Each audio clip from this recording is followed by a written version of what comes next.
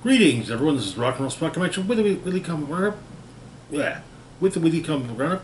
As I said last time, we've got a pretty big haul this week. Just a little bit bigger actually than last week's. So, and since we have the time to do so, we're trying to spread it out a little bit. So, we covered this week's Fall of X books as well as this week's Star Wars book. Now it's going to move on to this week's Avengers books. Kick things off, we've got Avengers number 5. Where we left off, the Action Combine were pretty handily dealing with the Avengers.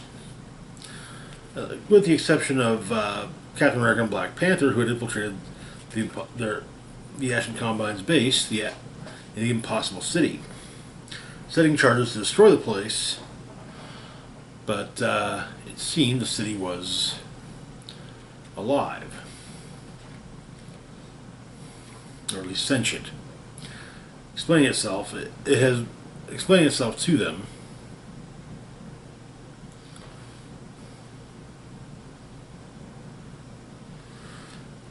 And based on it, the investigators are screwed because, well, killing cities is what the Action Combine lived for.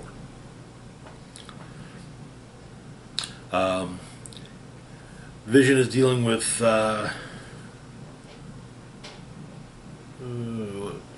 Meridian Diadem in Helsinki. He's actually kind of holding his own a bit, at least at first, but, well, she gets worse. She manages to up the attack. Cap and Black Panther continue to talk with the city, trying to, basically trying to turn it to their side, as it were.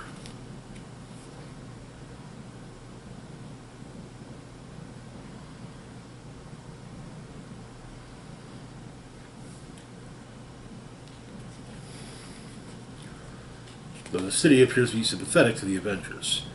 In Manila, you have Captain Marvel taking on Lord Ennui, doing what she can to get people out of the city, and also trying to stop him. He's not a fighter, though.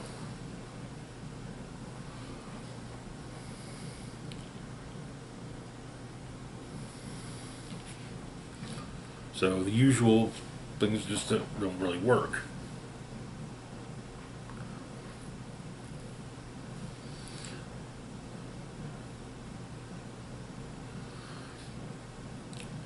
Cap and Black Panther continue on with their conversation with the Impossible City.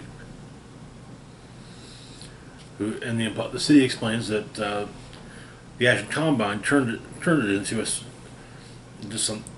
thing that cannot stop the Action Combine. Vision is seemingly overpowered by Meridian Diadem's various constructs. Lord Ennui explains that all he wants is to feel something.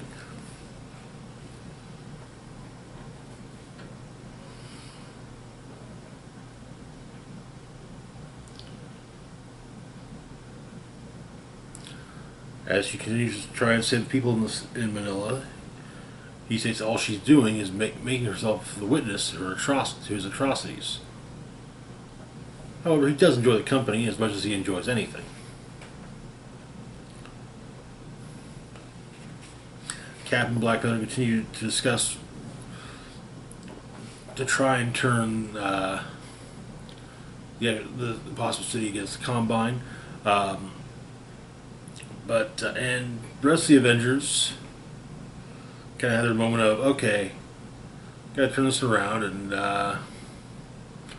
take it, basically gather their second wind. Thor says nay to his combatant and so forth, but yeah, that's where the issue ends.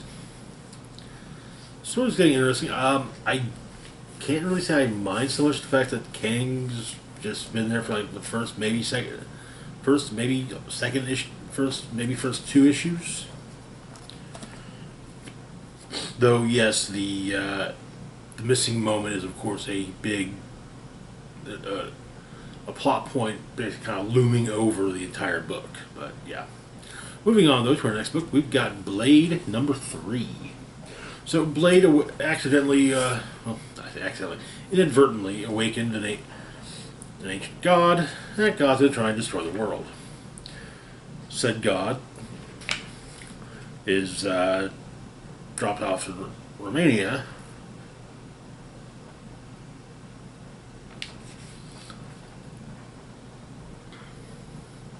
And is faced by a handful of mystical defenders. And, yeah, promptly defeats them all.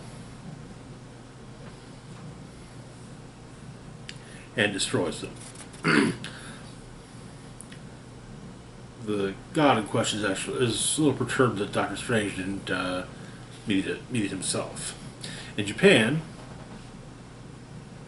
Blade was helping his friend Tulip deal with a problem she had, in exchange in the hopes that she might be able to provide some information for dealing with the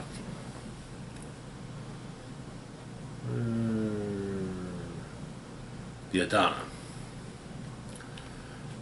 And well, the crime boss that Tulip had issues with had managed to capture both Tulip and Blade, and seemingly had Blade at his mercy.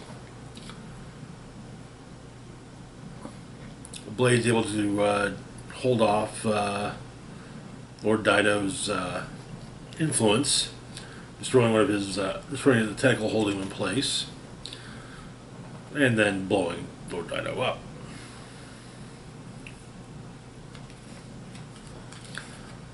So, Tulip explains there's potentially a weapon that could take out the Adana, but she's not sure that it exists. Though Rotha, Blade's traveling companion, states that Tulip believes it does.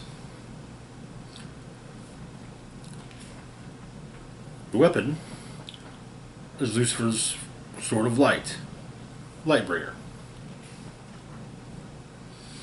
It's said to be apparently it is in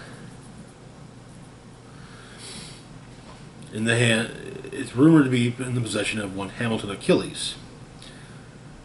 Guy heads up Achilles Industries. They sell weapons and thorough nations. Imagine Tony Stark and then replace technology with brutality. The rumor has it that he collects supernatural weapons. Because he's that kind of asshole. But, so Blade will just be simple. Gotta find his compound, break in, kill some henchmen, smash and grab, then we're done. However, he's not, Achilles isn't a stationary person. He has basically a heavily fortified train that, rarely in the same country for more than a few days. So,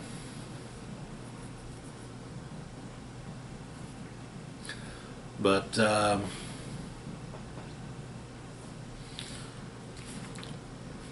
Kuba doesn't seem to know much about the defenses of the train. However, Rotha's the order Rotha's from attacks the trio.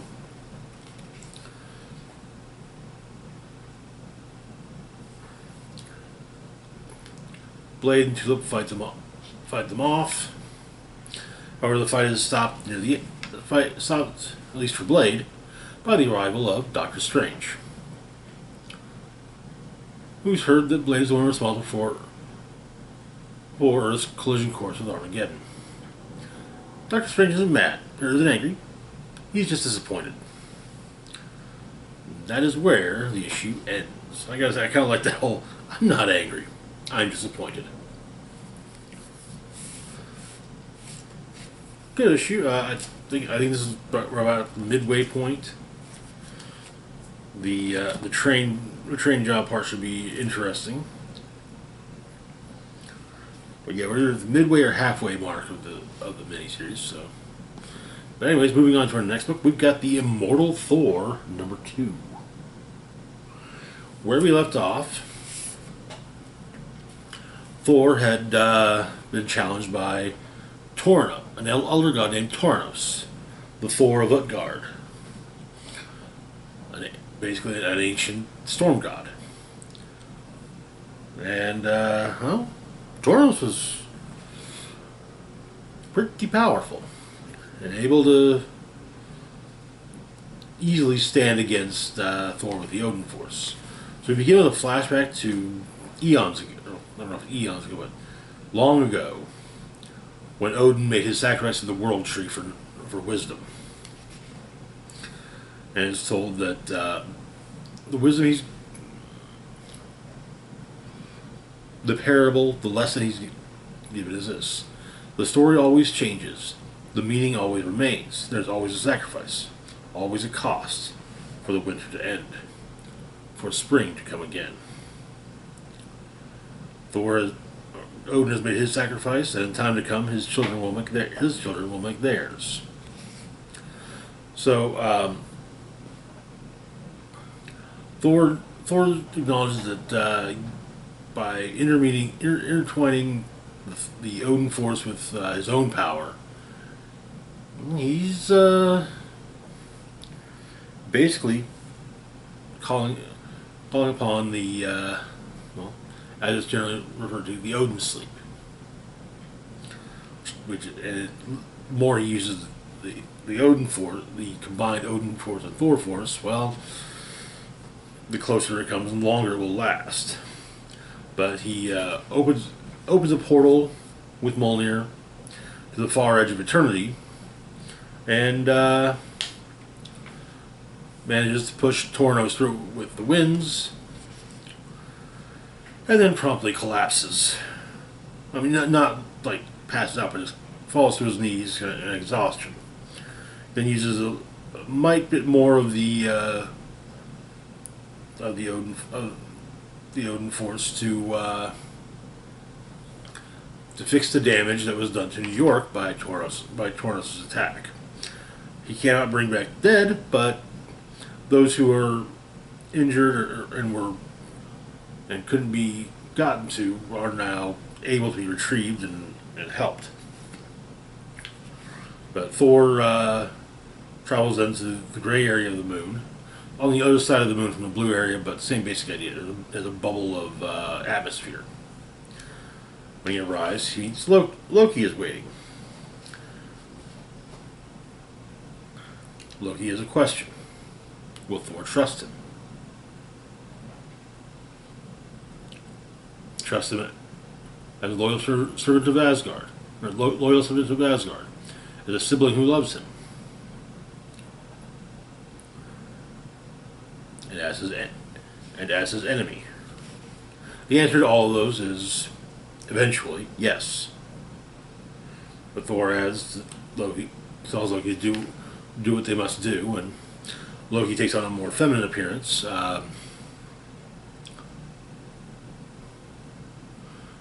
And Thor asks the question of Loki.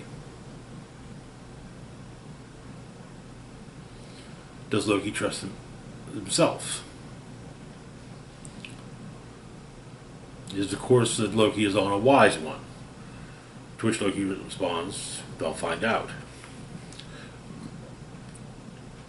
And that is where the issue ends. Interesting. We're still in the setup phases, I feel, so it feels very much like the pieces are being put into place. But the reason for Thor going to the gray area of the moon is to be somewhere where he can succumb to the Odin sleep and not have to worry about Tornos attacking innocents around him. Which, classic superhero move. Respect it. Moving on, though, to our next book, we have Moon Knight City of the Dead, #3. Where we left off, Moon Knight was in the titular City of the Dead, trying to save the spirit of a young boy who was intended to be a sacrifice by a an Egyptian-themed street gang near Midnight Mission. Along the way, he had come upon his old flame and former partner, Layla Al-Faluli, who has now become empowered in the City of the Dead as the Scarlet Scarab. However, his various enemies have banded his various dead enemies. Moon Knight's not the kind of superhero who has a returning rogues gallery. Most of them can't return. Some of them do, don't get me wrong, but it's kind of rare. Usually because he kills them. But the issue begins. Moon Knight is being tortured by Midnight. It is saved by Scarlet Scarab, decapitating Midnight. They arm up and go after the rest.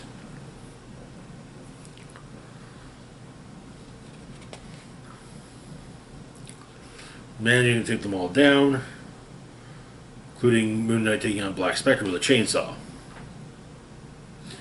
But the child is freed, and apparently Layla explains that the Jackal Knight's plan goes deeper than they imagined, saying it's been years since anyone has seen Osiris, the god of death and rebirth. Without him, corruption in the city has run rampant, and now Layla thinks she knows why. The tomes say Osiris travels to the land of the living once a generation, as like a mortal vessel to become his newest host. The sons of the Jackal found him and tried to take Osiris' power as their own, until the Fist of Khonshu intervened. Layla thinks that Khalil, the young boy, is Osiris' latest host. And apparently the Jackal Knight appears and says, yes, that's exactly the plan. And so, Mark and Layla fight off the Jackal Knight, but he's got a few tricks up his sleeve and manages to take the upper hand.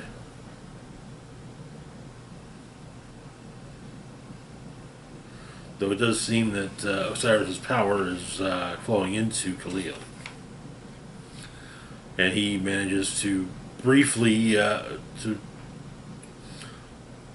incapacitate the Jackal Knight, causing him to land in the mouth of Emmett the Devourer. Layla and Mark trying to figure out how to escape. Layla takes Khalil, tries to head out, while Mark attempts to crash the Jackal Knight's ship into Emmett. And he does so. Well, not so much crashing it, but steers it to Emmett's mouth. And that is where the issue ends. Interesting.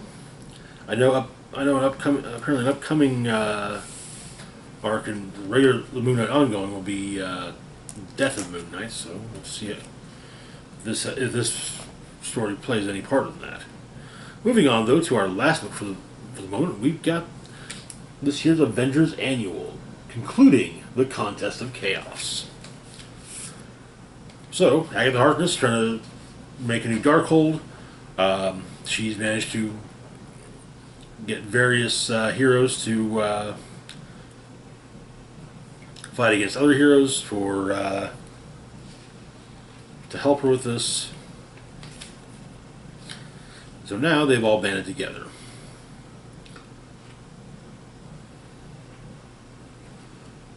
Having found her in the Bermuda Triangle, ships are coming up from the Triangle, but they go after them, and they land on one of the ships, and Captain Marvel is attacked by Storm, but basically all of Agatha's champions are facing off against the Avengers.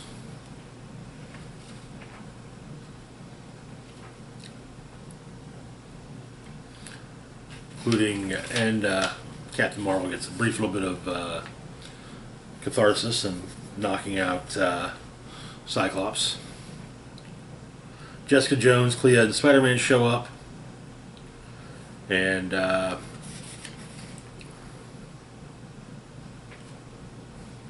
but Wanda and Carol, mostly Wanda, take on Agatha, stopping her from doing what, preventing her creating a Darkhold, which then explodes, and the Bermuda Triangle returns normal, though Carol does grab the book. Everyone snaps out of it. Wolverine's not entirely digging his new look, but the assembled heroes are back on solid land, or back on dry land.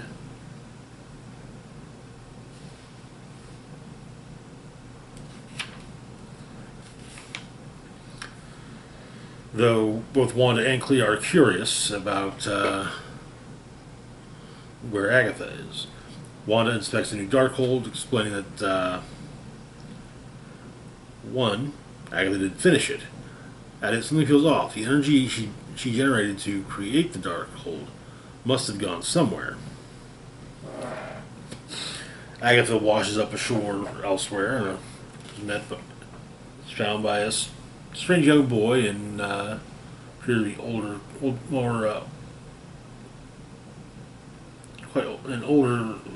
style of dress. Agatha asks where the boy's parents are, and he explains that he doesn't have parents, and he knows her name. Agatha realizes something's off and asks who the child is, and he states that he is her greatest success. He is the Darkhold. And that is where the contest of champions, or contest of chaos, ends. If this story weren't largely confined to annuals, I think, yeah, sure, that's something we'll have to worry about. That's something that's going to probably pop up at some point in Doctor Strange or Scarlet Witch. But probably not anytime soon. Maybe if someone gets an inkling and is like, who's someone that hasn't really... We need something fresh for Wanda or Strange to face. Oh, hey. Oh, it was... Agatha Harkness made a Darkhold and became a person. Okay. Anyways, that's going to do it for now. As always, feel free to like, share, and subscribe. Big shout out to Patreon patrons Xander Lee. Thank you so much for your support. Links to my Facebook, Twitter, Mastodon, Patreon, and PayPal can be found in the description box down below. This is Rock and Roll Spock signing off saying, live long and rock hard.